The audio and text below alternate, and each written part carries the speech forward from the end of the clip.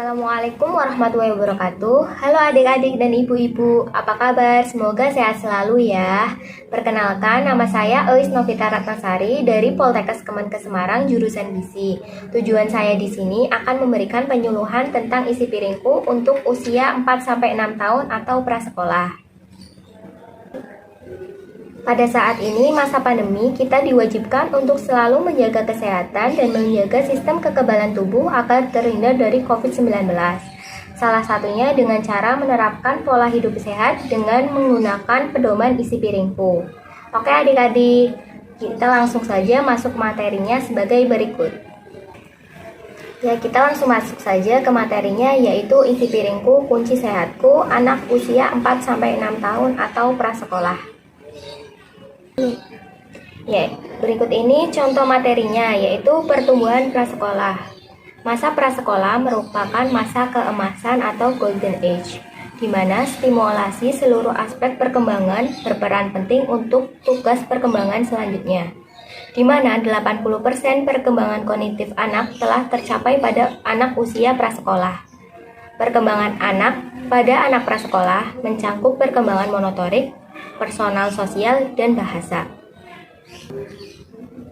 Pada anak usia prasekolah biasanya akan mengalami masalah gizi, antara lain yaitu yang pertama ada stunting. Stunting merupakan suatu keadaan di mana tinggi badan anak yang terlalu rendah. Yang kedua ada obesitas. Obesitas yaitu peningkatan berat badan yang disebabkan oleh peningkatan lemak tubuh secara berlebihan. Untuk anak-anak pada usia ini sangat rentan mengalami obesitas. Para orang tua harus memperhatikan pola makan si anak dan olahraga yang cukup. Yang ketiga ada anemi atau kurang zat besi. Anemi ditimbulkan karena kekurangan zat besi, sehingga pembentukan sel-sel darah merah dan fungsi lain dalam tubuh terganggu, yang akan menyebabkan pada anak antara lain sebagai berikut, yaitu pucat, kuku berbentuk sendok, peradangan di sudut mulut, dan peradangan lidah. Yang kedua yaitu kelelahan, yang ketiga nafsu makan buruk, yang terakhir yaitu berkurangnya keaktifan anak dan meningkatkan resiko infeksi. Masalah gizi yang keempat yaitu marasmus. Keadaan kurang gizi yang disebabkan oleh rendahnya konsumsi energi dan protein dalam makanan sehari-hari atau disebabkan oleh gangguan penyakit tertentu, sehingga tidak memenuhi angka kecukupan gizi. Pada masalah gizi tersebut, ada salah satu solusinya, yaitu menggunakan isi piringku. Pada isi piringku ini, anak diajarkan bagaimana pentingnya sehat bagi anak usia dini. Salah satunya yaitu isi piringku. Isi piringku sendiri merupakan kampanye Kementerian Kesehatan tentang acuan sajian sekali makan yang diagungkan sejak tahun 2017 sebagai pedoman umum gizi seimbang atau PUGS. Namun, makna dari istilah tersebut perlu diresapi dan diinternalisasi oleh setiap individu, bahwa zat-zat yang terkandung dalam makanan dan minuman yang kita konsumsi membawa pengaruh sistem tubuh. Maka tidak salah bila dikatakan bahwa asupan makan menentukan kesehatan. Pada pedoman isi piringku terdiri atas yang pertama yaitu makanan pokok sepertiga bagian, yang kedua lauk baik hewani dan nabati seper-6 bagian, yang ketiga ada sayuran sepertiga bagian, yang keempat ada buah-buahan seper-6 bagian. Ada juga isi piring makan untuk anak prasekolah, yaitu piring sajian sebagian baiknya diisi dengan asupan karbohidrat, protein, vitamin, dan mineral seimbang.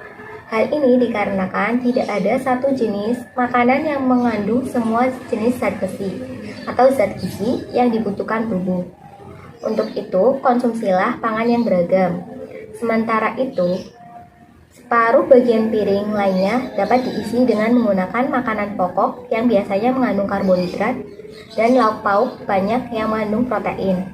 Protein harus lebih banyak dibandingkan karbohidrat. Dalam satu porsi sajian, sayur-sayuran dan buah-buahan memiliki porsi paling banyak, yakni separuh bagian piring setiap makan, yaitu 1 kali sajian. Anak prasekolah memenuhi gizi seimbang dengan piring makanku dalam sehari yaitu 3 porsi makanan pokok, 3 porsi sayuran, 3 porsi buah, 3 porsi lauk nabati seperti tempe, tahu, kacang-kacangan, 3 porsi lauk hewani seperti daging ayam, daging sapi, ikan, telur, dan lain-lain, 2 porsi susu, dan 3 porsi minyak, dan yang terakhir 5 porsi gula. Kebutuhan gizi seimbang bisa dilihat dalam PPT berikut.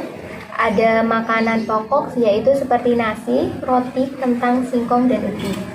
Ada lauk hewani yaitu daging, telur, udang, hati, dan jeroan. Ada lauk nabati, tempe, tahu, kacang-kacangan. Ada sayuran dan buah, yaitu contoh sayurannya yaitu bayam, wortel, buncis, brokoli. Dan untuk buahnya yaitu jeruk, apel, melon, semangka, dan sebagai berikut. Dan untuk lemaknya dapat berupa minyak, santan, margarin, dan butter. Untuk gula dan susu bisa mengonsumsi susu sapi, keju, yogurt, gula, sirup, madu, dan sebagai berikut. Berikut ini dapat dilihat untuk makan dalam sehari, yaitu bisa yang pertama itu makanan pagi, kemudian selingan pagi atau snack, yang ketiga yaitu makan siang, yang keempat yaitu snack siang, yang terakhir yaitu makan malam. Dalam satu hari 3 kali makan lengkap dan 2 kali selingan. Berikut contoh isi piringku, yaitu ada nasi, ada oseng tempe, ada buah jeruk, ada telur rebus, ada sambal teri, dan urap. Dan bisa dilihat lagi pada gambar tersebut, itu termasuk contoh foto pada isi piringku yang baik dan benar. Dan bisa dilihat kembali ada karbohidrat, protein, buah, sayur, baik lauk hewani dan lauk nabati. Di dalam isi piringku terdapat makanan pokok. Apa itu makanan pokok? Makanan pokok adalah makanan paling utama yang dimakan oleh manusia dalam kehidupan sehari-hari. Makanan pokok ini umumnya menyediakan nutrisi yang cukup bagi tubuh manusia dan dapat mempertahankan hidup. Bisa dilihat contohnya ada nasi, ubi, mie, singkong, roti, gandum, jagung, dan lain-lain. Bisa dilihat lagi gambarnya ada pada PPT tersebut. Dan yang kedua ada lauk pauk. Lauk pauk adalah segala macam makanan yang disajikan sebagai pendamping utama hidangan nasi. Umumnya banyak mengandung protein, baik hewani maupun nabati. Lauk pauk dibagi menjadi 2, yaitu ada lauk hewani dan lauk nabati. Contoh lauk nabati yaitu ada tempe, tahu, kacang merah, kacang-kacangan, dan lain-lain. Yang kedua ada lauk hewani. Contohnya yaitu ada ikan, udang, ayam, daging sapi, telur, cumi-cumi, dan lain-lain. Yang ketiga, ada sayur dan buah. Sayur sendiri adalah sumber serat, vitamin, dan lemak mineral yang cukup bagi tubuh dan kesehatan manusia. Contoh dari sayuran yaitu ada bayam, timun, kol, kangkung, sawi, wortel, dan tomat. Dan untuk buah sendiri, buah diketahui memiliki kadar lemak dan gula yang rendah. Buah juga sumber serat terbaik yang bermanfaat bagi kesehatan pencernaan. Contoh buahnya yaitu antara lain pepaya, jeruk, pisang, jambu, semangka, melon, dan apel. Selain itu, manfaat makanan sehat antara lain yaitu yang pertama, dapat membantu pertumbuhan. Pertumbuhan paling efektif pada manusia adalah pada periode usia dini. Yang kedua, pembentukan sistem imun. Makanan yang sangat bergizi akan membantu pembentukan sistem imunitas pada anak dan dapat mencegah berbagai sumber penyakit. Yang ketiga yaitu memelihara kesehatan. Makan makanan yang sehat dapat membantu melindungi berfungsi berbagai organ agar berfungsi sebagaimana mestinya, sehingga terhindar dari berbagai penyakit. Yang keempat yaitu sebagai sumber energi. Untuk beraktivitas, anak-anak membutuhkan sumber energi yang dapat dari makanan yang dimakannya. Pada Selanjutnya yaitu ada perilaku yang salah. Perilaku yang salah antara lain yang pertama yaitu tidak sarapan. Tidak sarapan membuat konsentrasi anak menurun sehingga sulit menerima berbagai informasi. Selain itu, tidak baik untuk kesehatan anak dan pencernaan. Sebaiknya orang tua harus memperhatikan pola makan anak agar anak selalu bersarapan saat akan berangkat sekolah. Yang kedua yaitu porsi makan tidak terlalu besar. Anak kecil cenderung sulit mengatur pola makan yang sehat. Pola makan pada anak dapat berlebihan atau kurang. Hal ini menyebabkan malnutrisi dan obesitas pada anak. Sehingga sebaiknya orang tua mengontrol bagaimana yang baik akan makan yang sehat yang bagaimana agar anak tidak terjadi obesitas. Yang ketiga yaitu makan makanan manis.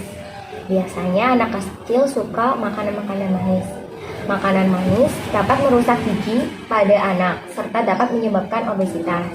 Sehingga sebaiknya anak dikurangi dalam makanan manis seperti permen, aroma manis, dan lain-lain. Yang keempat ada makan makanan gurih. Anak-anak menyukai makanan yang berbumbu tajam atau gurih. Makanan yang berbumbu garam. Yang keempat ada makan makanan gurih. Anak-anak menyukai makanan yang berbumbu tajam atau gurih. Makanan yang berbumbu gurih banyak mengandung garam. Padahal makanan tinggi garam itu tidak sehat. Sebaiknya banyaklah mengonsumsi buah-buahan dan sayuran agar selalu sehat untuk anak. Ada juga perilaku sehat, yaitu antara lain yang pertama yaitu sarapan. Biasakan sarapan setiap anak akan berangkat sekolah dan siapkan makanan yang bervariasi, baik segi warna, bentuk, dan jenis, agar anak tidak bosan. Perilaku yang kedua yaitu selalu minum air mineral 8 gelas per hari. Karena minum air yang banyak itu dapat meningkatkan kesehatan bagi anak. Perilaku sehat yang lainnya itu yang ketiga yaitu batasi gula, garam, dan lemak. Bisa dilihat yaitu ada anjuran konsumsi gula, garam, dan lemak per hari sesuai Kementerian Kesehatan. Bisa dilihat ya. Yaitu ada gula 4 sendok per orang atau per hari atau 50 gram per orang per hari. Yang kedua ada garam 1 sendok teh. Yang ketiga ada lemak 5 sendok makan. Yang keempat ada olahraga fisik. Olahraga juga dapat meningkatkan kesehatan sehingga anak tidak mengalami obesitas. Ada juga aturan makan bagi anak atau basic feeding rules. Yang pertama yaitu jadwal, waktu makan teratur dan tidak lebih dari 30 menit. Yang kedua, tidak memberikan makanan lain selain air di antara jadwal makan. Yang kedua dari faktor lingkungan, tidak ada paksaan, bersih, tidak sambil bermain, nonton TV, dan sebagainya. Makanan bukan sebagai hadiah. Yang ketiga yaitu tata cara. Yang pertama itu porsi kecil, mulai pada cair diberikan, kemudian motivasi untuk makan sendiri, angkat makanan bila anak memainkan makanannya. Yang terakhir yaitu membersihkan mulut, hanya dilakukan setelah makanan selesai. Yang berikutnya yaitu materi tentang pesan gizi seimbang untuk anak sekolah. Yang pertama yaitu biasakan makan 3 kali sehari, pagi, siang, dan malam bersama keluarga.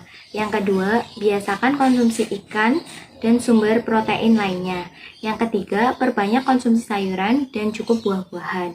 Yang keempat, biasakan bawa bekal makanan dan minuman dari rumah. Yang kelima, batasi konsumsi makanan cepat saji, jajanan, dan makanan selingan yang manis, asin, dan berlemak.